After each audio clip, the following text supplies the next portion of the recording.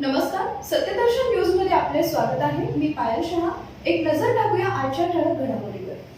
टिपू सुलतानची शिवरायांशी तुलना करणं, हर्षवर्धन सपकाळ यांच्यावर गुन्हा दाखल. काँग्रेसचे प्रदेश अध्यक्ष हर्षवर्धन सपकाळ यांच्या अडचणीत वाढ झाली आहे.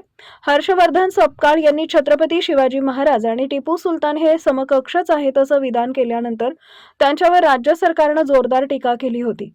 आता काँग्रेसचे प्रदेश अध्यक्ष हर्षवर्धन सपकाळ यांच्यावर भाजप शहर अध्यक्ष धीरज घाटे यांनी पुणे येथील पर्वती पोलीस ठाण्यात गुन्हा दाखल केलाय. मालेगाव महानगरपालिकेच्या उपमहापौर कार्यालयात टिपू सुलतान यांचा फोटो लावल्यानं मोठा वाद निर्माण झालाय.